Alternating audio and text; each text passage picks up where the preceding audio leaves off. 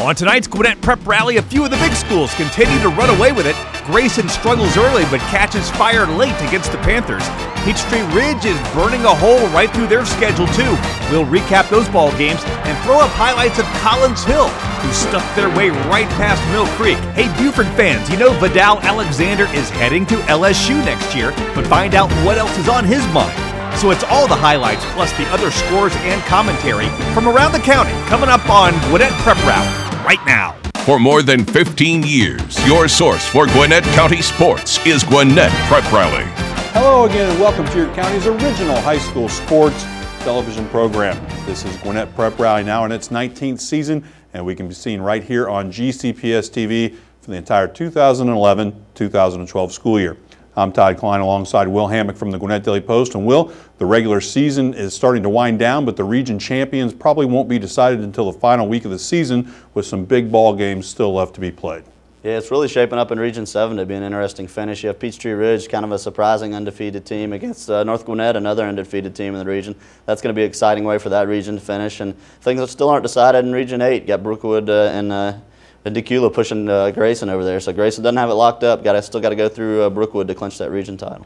Let's get right to the football highlights. And the final two unbeaten teams in Region 8 squared off this past Friday night when Grayson went on the road to take on Parkview, and GPR's Nathan Shutter was there. Top spot in Region 8 up for grabs as Grayson paid a visit to the Big Orange Jungle. Second quarter, Parkview on the move. Jack Esmond gets flushed from the pocket by the Grayson D. He fires it downfield, but Casey Gaines is able to wrestle it away for the interception to stop the drive. Later in the quarter, Grayson would cash in from the 1-yard line. Robert Kimdiche crashes into the end zone for the touchdown. Rams up 7-0 at the break. The Grayson offense will get cranked up in the second half. Devin Gillespie takes the handoff. He gets to the outside and picks up a big chunk of yardage before being tackled out of bounds. He will be rewarded for his efforts. Gillespie busting up the middle all the way to pay dirt, and Grayson grabs a 14-0 lead, and that would open the floodgates. Next possession, Nick Schuessler drops back to pass, and he unloads deep downfield to a streaking Calvin Hightower. He hauls it in around the 35-yard line and uses his legs to sprint into the end zone to put Grayson up 22-0 after the two-point conversion. Still in the third, Schuessler pump fakes and goes the other way to Gillespie in the flat. He'll do the rest. 20 yards and diving into the end zone for 6. And just like that, Grayson leads 29-0. The defense was solid all night long. Esmond rolling to his right, trying to find an open target, and he will be dropped by Marquise Motley for the sack, and the Rams will get the ball back. Schuessler gives it to Corey Jones, and no one is going to stop him. All the way for the touchdown, and Grayson is all alone at the top of Region 8 with a 36-0 win over Parkview. Well, Will, this was a pretty interesting game for a half, but then Grayson got things going in the third quarter, and that was all she wrote. It was a very good football team over at Grayson. They really spread things out offensively, got into more of the wing tee stuff, and Parkview had trouble slowing that down in the second half. Ran the ball well, threw it pretty good too. Obviously, had some great pass plays in there. Defensively, Grayson, you know they're going to be very strong, and Parkview's kind of one-dimensional on offense, so made it very tough for Parkview to move the ball. And you talked about Parkview, Will. They're kind of running into the gauntlet of their schedule. That was probably the biggest foe that they faced, but now it's Brookwood up next, and all of a sudden Parkview goes from being unbeaten to maybe fighting for a playoff spot. Yeah, it's one of those things. Parkview was in great shape. They played kind of a weaker early season schedule in the region, but really it gets a lot tougher now, and they really got to focus on this next game, Brookwood. Not let that Grayson game affect them. Brookwood's always a rivalry game, probably going to be close, probably going to be low scoring, and if Parkview can hang in there, I think they can make a good game out of this and maybe upset Brookwood. Well, back to the highlights, and after giving up a 22-point lead at home to North Gwinnett, the Norcross Blue Devils looked to rebound on the road at Peachtree Ridge, but the Lions had other plans. GPR's Brian Wise has all the action from Suwanee. It was a fight to stay in the hunt for the region title in Suwanee. Second quarter, the Lions leading 25-7 when Tony Porter gets a big sack on third down, forcing the Blue Devils to punt. That punt would be blocked right here by Drew Moody, and the Lions would get a safety and take a 27-7 lead at the half. Third quarter, Peachtree Ridge trying to add to their lead would turn the ball over, and Norcross would recover. After a Norcross punt, Billy Bass rolls out to his right and throws into the end zone, but Norcross's Martavius Edwards would step in front of the pass for the interception. On the ensuing possession, it would be the Lions' defense who would make the play. Deep in his own end zone, Joseph Wilbur drops back the pass and fires the ball deep downfield, but Alex Gray with the great interception will give the ball right back to his offense. After the turnover, the Lions would march down the field. Here, Best will find DeAndre Atwater on a screen pass, and Atwater would find a hole and break free, getting the ball down deep in Blue Devil territory. Later on in the drive, Best with the fake to Atwater turns and decides to keep it himself, diving in for the touchdown, and the Lions would lead 34-7. Later in the quarter, Best throws complete on a slant to Joe Horn, who uses his athleticism to find the end zone for the second time tonight. Norcross would go on to add a touchdown, but this one was all Lions as Peachtree Ridge wins 41-14 over the Blue Devils. Well, we know when it comes to Region 7 football that you can't count Peachtree Ridge out, Will, but I don't think anybody expected the final score in this one to be so lopsided. Definitely. It wasn't surprising to me that Peachtree Ridge won, but like you said, it was way more of a lopsided score than anybody expected. I know a lot of people I talked to were shocked when they saw that score coming across.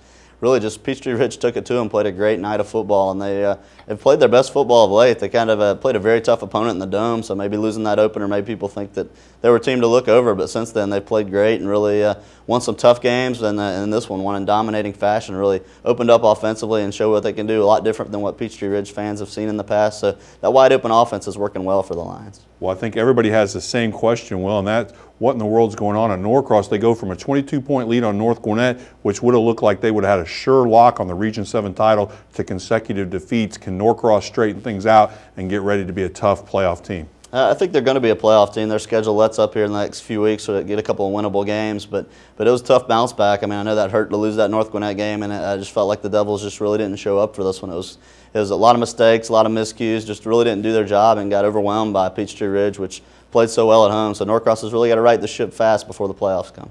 Well, more highlights now, and Collins Hill and Mill Creek are fighting for one of the few remaining playoff spots in Region 7, with the winner of this past Friday night's contest grabbing the inside track.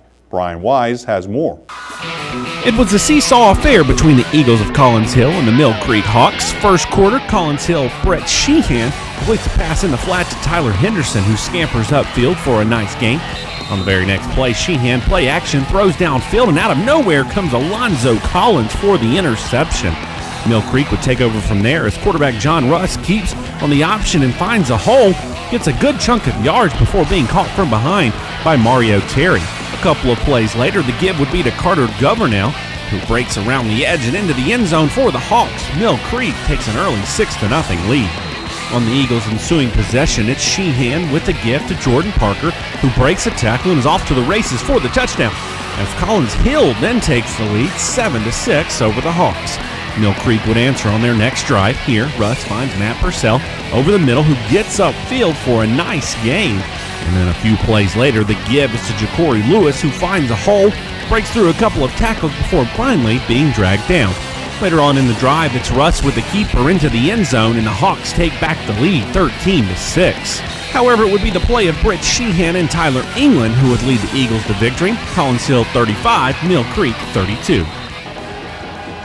Well, we'll talk about this Collins Hill team. We kind of thought they looked dead in the water earlier than the year, and all of a sudden they get this nice win over Mill Creek, and they're kind of squarely in the hunt for one of those playoff spots. Yeah, they're in a great spot right now. Collins Hill is a huge victory. Obviously, if they lose this one to Mill Creek, they're in a tough spot. Now you see Mill Creek being in a very tough spot to make the playoffs. But Collins Hill, a huge victory, like we said, in the playoff standings. They've been able to play solid defense all year long. I think the difference is being able to open up that offense, throw the ball much better than they were at the beginning of the season. They've been able to run it all year with Jordan Parker, but I think we're seeing later in the season that they're able to throw the ball and really open things up for the running game. More football action from this past Friday night. Time to recap the action. It's brought to you by Tommy Lee Carpets, and we start off with the Brookwood Broncos. Yeah, kind of what we expected in this one. Brookwood defense had another great outing, and the running game took care of business. Nick Tompkins, 194 yards, a couple touchdowns. A big night for Jamal Cole. He caught a 50-yard pass. Also had close to 60 yards rushing. So both those guys really got it done. Brookwood kept themselves rolling and in a good position. Hopefully they want to keep that one loss heading into the matchup with Grayson. We move over to Region 7, and North Gwinnett kind of just keeps rolling along. Yeah, Scotty Hush definitely showing why he's one of the better quarterbacks in the state of Georgia. 25 of 32, 317 yards, 3 touchdowns.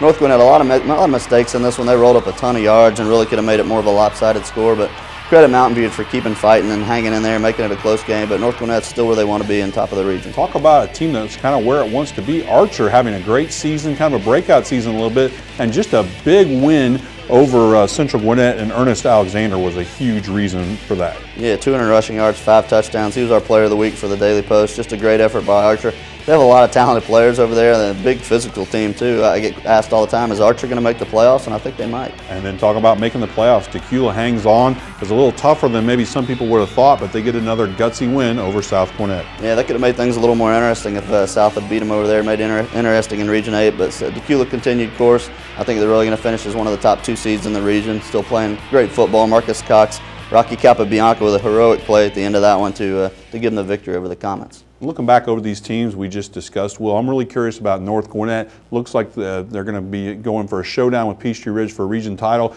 But my question is, how good is North Gwinnett as far as making a big-time run for a state championship? I think they're right up there with the best teams in the state. I think you can look for them to make a deep run in the playoffs. I know they've struggled in the playoffs the past few years, but I think this is a team that can go all the way. You look at McEachern that they played in the Dome. They really hadn't had McEachern beat, and I think McEachern's one of the top teams in the state. So it's really going to be pretty wide open in Georgia this year. I think any number of 5A teams could win, maybe 6, 7, 8 teams. So North Gwinnett's got to be in that group. All right, when we come back, we'll sit down with a Buford big man who is looking to finish his high school career on top before he takes his talents to the SEC. Plus, we get in the mind of our very own Will Hammock as he unveils this week's building blocks. You are watching Gwinnett Prep Rally on GCPS TV. For 19 years, the county's high school sports television program.